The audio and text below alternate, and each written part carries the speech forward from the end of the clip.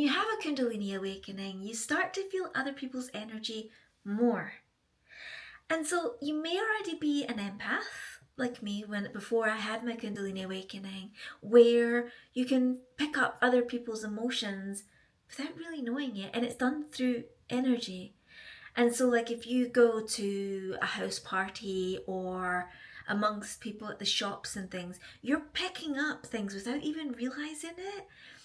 And so if someone's like really stressed or there's a lot going on for someone and you're around them, you actually end up picking up parts of their energy without you knowing it.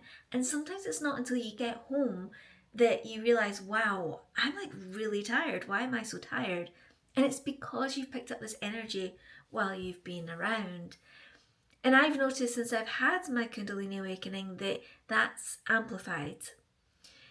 And it's not necessarily a bad thing, it's just that we need to protect our own energy and be aware of how much we're opening up ourselves to taking on other people's energy or the types of energy that we're opening up ourselves to. So there was a couple of things that happened with my awakening. So it wasn't just Kundalini, I also had the spontaneous Reiki attunement at the same time, which also involves energy. And with Reiki, you are more conscious of like the energies around us. But with Kundalini itself, you are too. And so within the first few months of having my awakening, I thought it was a good idea to just open myself up to everything. I was like, everything's great. And like, you know, the world is full of amazing things and, you know, there's a life after death and, oh, everything will be fine. You still have to protect yourself. So I think I told the story in both these stories actually in my earlier videos, but I went to a spiritualist church within the first few months thinking that it was a good idea. That, you know, I was looking for, oh, I'm spiritual now, what can I do that's spiritual? So the word spiritualist church, even though I'm not religious. And the actual what do you call it, mass was absolutely fine. But then I thought I'd stay for doing the healing, thinking it's like Reiki, and it is like Reiki. They don't say it's like Reiki, and I don't think they like to compare the like. I don't think they like to connect the two things, but ultimately it's the same idea. But I remember I've never been to anyone else for Reiki before. I've always been protective of my energy even before my awakening, and I don't like people like touching me or like getting too close in my space and things, and I didn't know why, but now I do. And I knew I was nervous about letting someone else give me energy work or even touch me, but I wanted to see what it would be like, you know, with someone else. And it's a different type, so it's not Reiki, it's like healing. I don't really, they just call it like healing. And yeah, I remember the whole time in my head going, no, no, I don't want this. I want to go back to my Reiki practitioner. I don't want this, no. And I thought that the whole way through. I was so uncomfortable. It only lasted 10 minutes, but I kept thinking, please hurry up and finish. And there's nothing like the lady did. She was super nice. But yeah, I opened up my energy for someone that I didn't know. It was a situation I wasn't necessarily comfortable with because it was like a religious environment. And she sat down with me after. I didn't even know that they were mediums. She didn't even explain to me what it is that happens. And she sat down with me afterwards and gave me, I think it was 3 pieces of information of, I kept hearing no. And I'm like, okay, that's weird. Like, how does she know that? And I said to her, I was saying no in my head. And then she said, they told me to be gentle with you. And I said, like, who's they? And she's like, so it's like, as far as my understanding is, it's like your people have passed on that connect with them during the healing sessions at the spiritualist church. So that's where they believe that they're getting the energy from. It's your like relatives or ancestors that have passed away. And then she also said, you have a decision to make. And I'm like, well, I've got a lot of decisions to make. And at the time, I just quit my job. And so I was like, well, too late. I've already made my decision.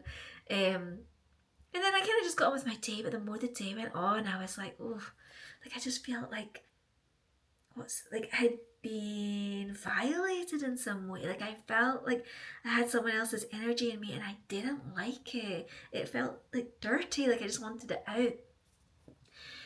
And that happened like as the day went on, and then I had the worst nightmares ever. Like they are the most vivid thing. I remember them clear as day. I've also written them down.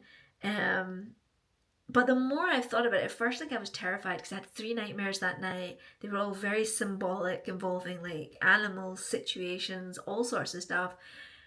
And I then thought about it over the past few years and have realized that actually I think that that healing session was really powerful, and that the nightmares I had were processing what happened, but also I think that you know, it was important. I think there was an important message in those dreams. So even though, so my point is, be careful about who you open up your energy to.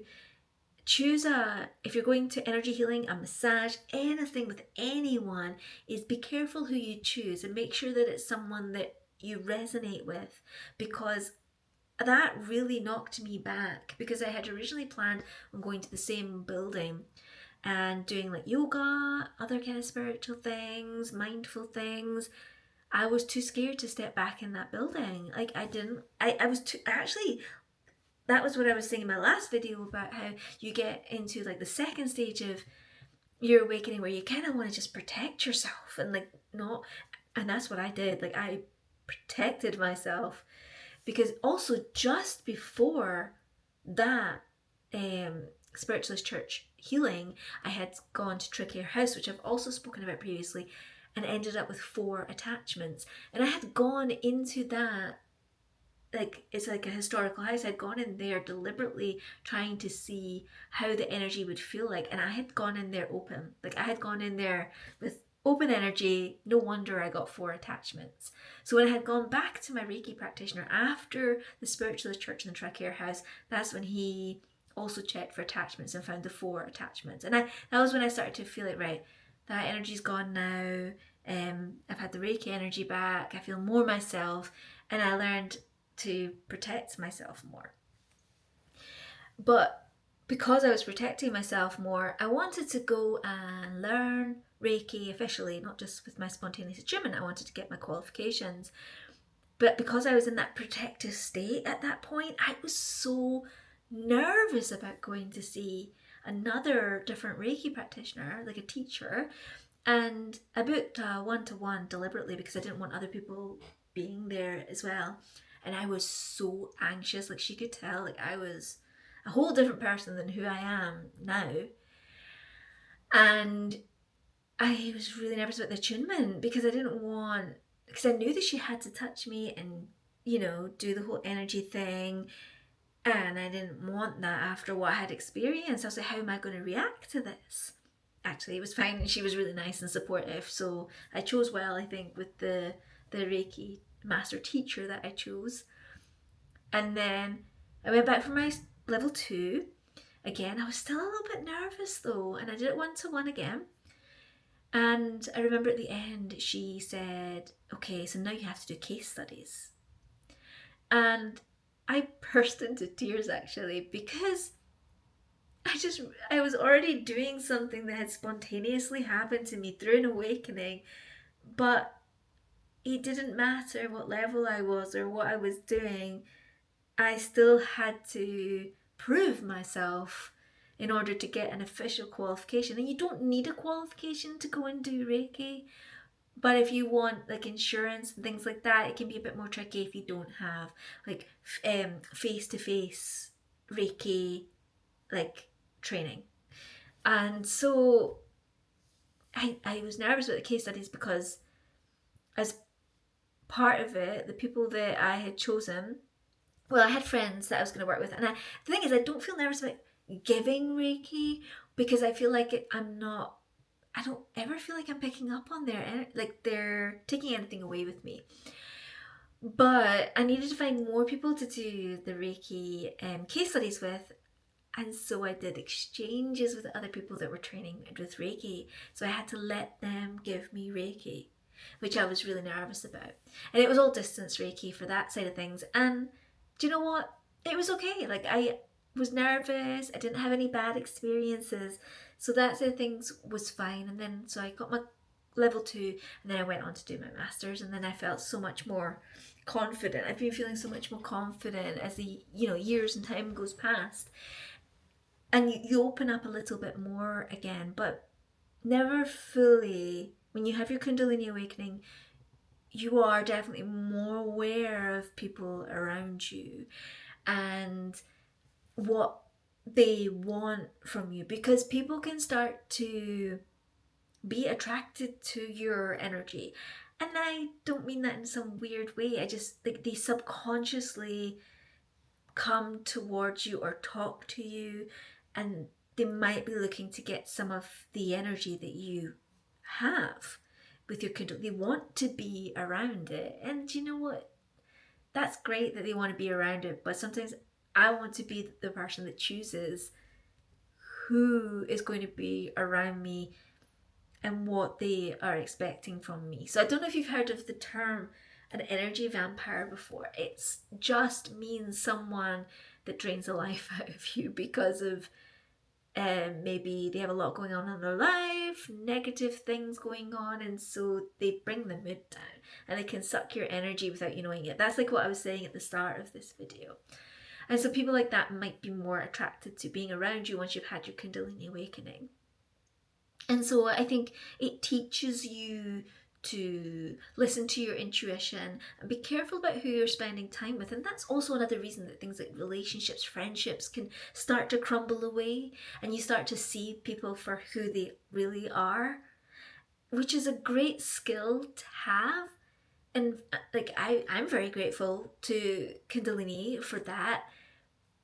But yeah, it's something to be aware of is with your Kundalini that you will become more protective over your energy, and you will need to be more careful about who you spend your time with. You'll also need more time at home, like just in your own space, maybe reading a book, just watching something by yourself, having alone time to kind of re-energize again. You do spend a lot more time alone thinking, being, but you become content with yourself and you enjoy that time by yourself and you like re-energizing, and then you can go out and spend time with friends, family, and do everything you want to do.